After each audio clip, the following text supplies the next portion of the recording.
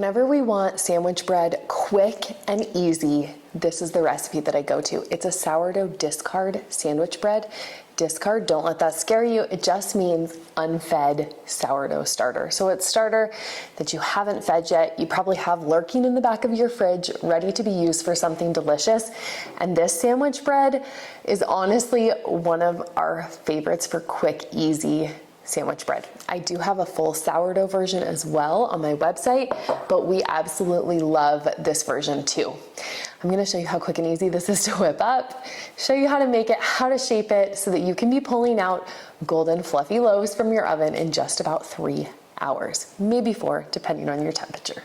Okay, we are starting off with 200 grams of our sourdough discard. See how runny and flat that is? You can use fresh starter if you want to with this, but really this is kind of meant for a discard recipe.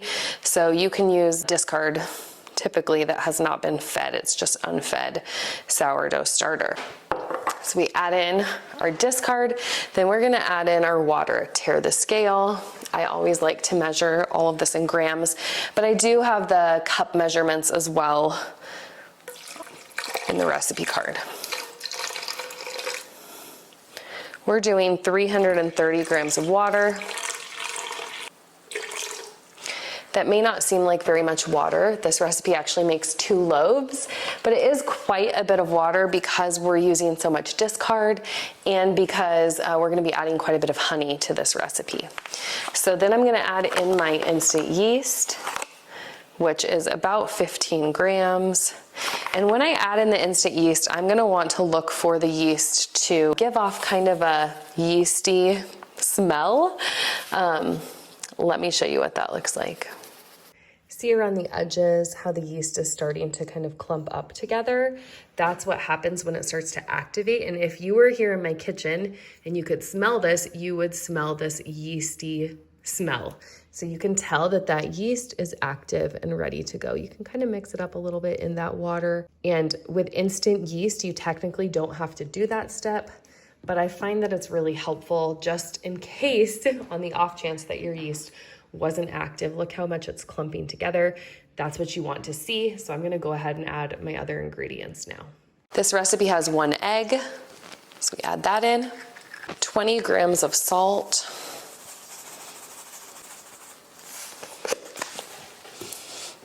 And then I love using coconut oil in this. I feel like it gives just this beautiful texture to the bread. I don't think it tastes like coconut, but it gives this super soft texture. If you don't want to use coconut oil, go ahead and use melted butter or any other kind of oil will work. I actually have a recipe, a non-sourdough version of this recipe on my website because people love it so much. And if you aren't a sourdough baker yet, it's nice to have a loaf that was going to turn out every time.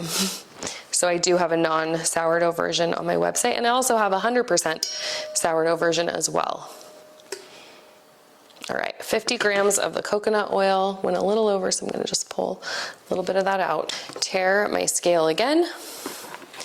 And we're doing about 160 grams of honey. Now this may seem like a lot of honey, it is kind of a lot of honey, but it helps to balance that sourdough flavor and it gives like a really nice sweetness to this bread that I really love. If you wanted to replace the honey with sugar, I've done that before. You just may need a little bit less flour in your dough. I'm going to show you what the dough should look like as well in this video. Okay, tare the scale one more time. We've added everything except for the flour. So we're adding in the flour, and then it will be time to mix.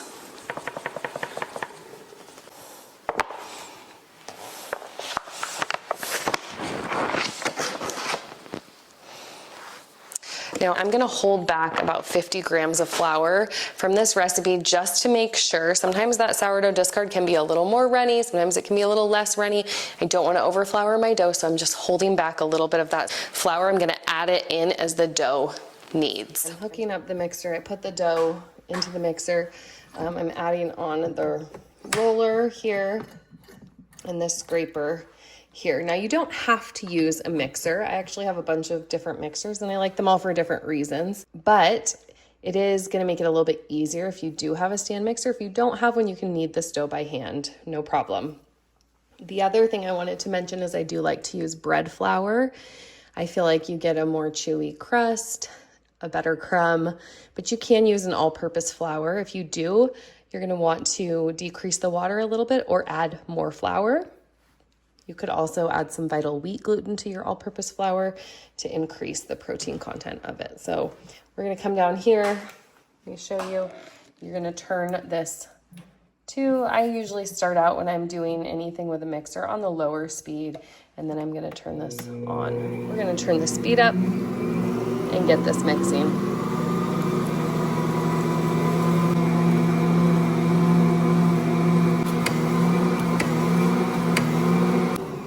Okay, this has just been mixing for a few minutes, but you're gonna feel this dough, and it's still a little bit sticky, so it probably does need that extra 50 grams of flour. So I'm gonna add in a little bit of this extra flour and then finish up kneading the dough. It's gonna knead in here for about 5 to 8 minutes.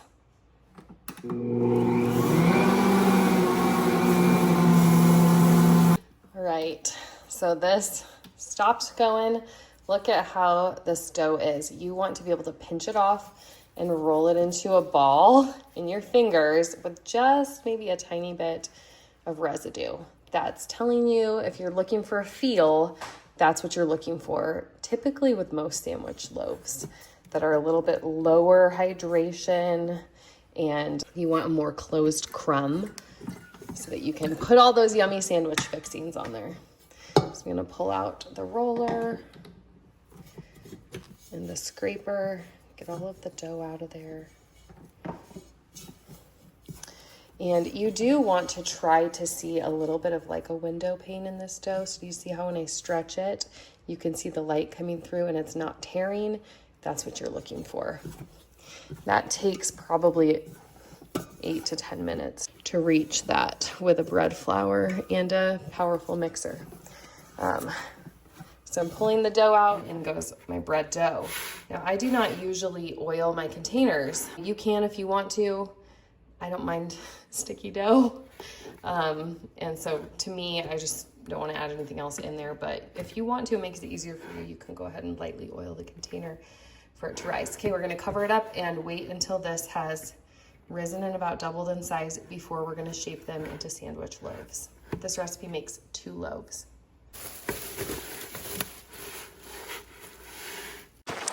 The dough has risen. Look at this. It smells good too. That is ready to shape. So I'm gonna shape it up. We're gonna let it rise again. So I've got my 2 loaf pans here. I love the USA loaf pans. They're some of my favorites. So I definitely recommend those if you're looking for a good loaf pan. So I'm just taking out my dough and getting all of it out from this container. And then I'm gonna split the dough in half and put half of it in one loaf pan and half in the other. Now these are about 1 pound loaf pans, and they will fit this dough, but it will rise pretty high and it will bake up to be pretty large loaves. You could do like a 1.25 pound loaf pan. I've even had people that use these in a Pullman pan, and that works as well, but you're gonna have to figure out based on your pan, the sizing. So I cut this dough in half. If you want to be really specific, you can go ahead and weigh the dough and make sure that it weighs the same so that it will rise about the same in the pans. And I do that sometimes, and sometimes I don't. I recommend putting some parchment paper in your pan if it's prone to sticking, or sometimes I will just take some butter and just butter the edges and corners of my pan. Depends on how sticky it is. Or you can use like, baking spray or something like that. That can help as well. It's just kind of a little bit of insurance on my pan because I've spent all this time making these loaves of bread. I don't want them to stick. So I'm gonna butter just briefly the pan. So when people say to grease a pan, this is what they are talking about, so that it won't stick. All right, I've got my pans ready, And I'm just gonna turn my dough over. I like to use my pan here as a guide. So I don't want my dough to go much further than this pan because then it will get too long. I want to be able to rest it into that pan. So I'm just gonna push it out with my fingers into a little bit of a rectangle, but keeping it right at those edges or a little bit shorter, because as you roll it up, it's going to get bigger. So we start at this end and roll, and I pinch the dough down, kind of tuck it in. I'm not pressing on this part, but I'm just rolling it in there and pressing with my fingers in here.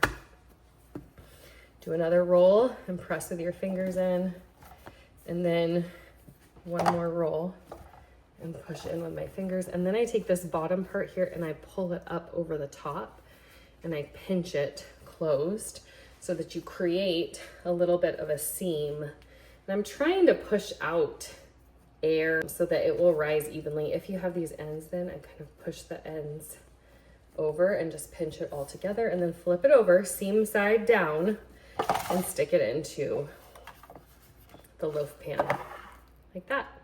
Then we're gonna cover this and let it rise.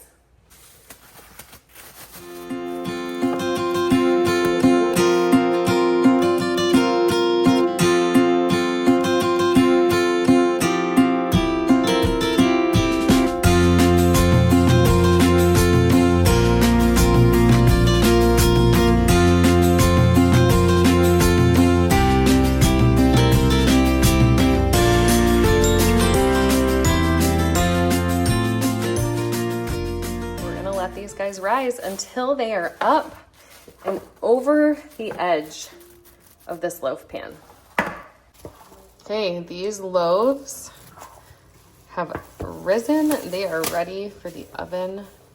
But sometimes you can take your finger and press in on the loaf, and if it bounces back just a little bit, but not all the way, then you know it's ready to bake.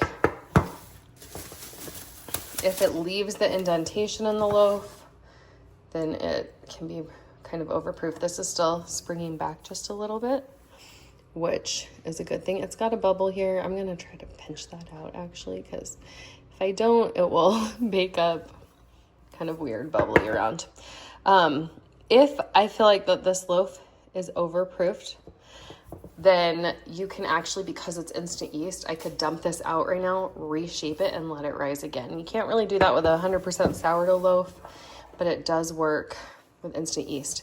So these are gonna go into the oven, 350 for about 40 minutes. And they go. Just pulled these beauties out of the oven. Look at how high they rose in there. They look perfect. I love to top them with just some butter. I take just a stick of butter and rub it all over the top. It gives a little bit of a glossy shine to the loaves.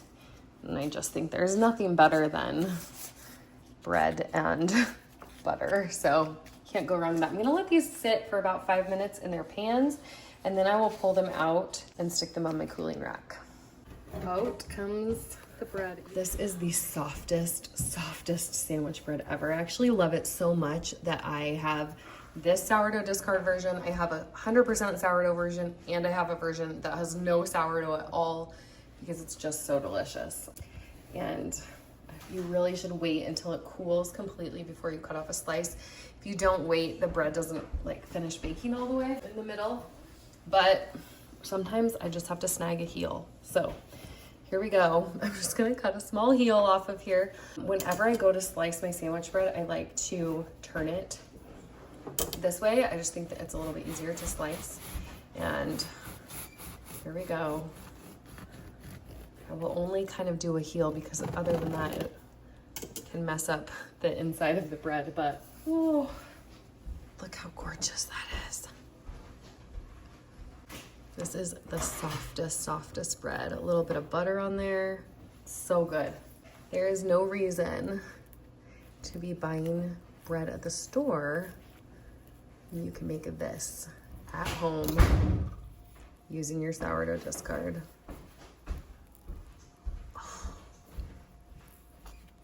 So good. Look at these giant loaves of bread there. I was just saying, there is no reason that you should be buying bread at the store when it's this easy to make homemade bread. Oh. That's so good. You gotta try this one. Really. Make your own sandwich bread.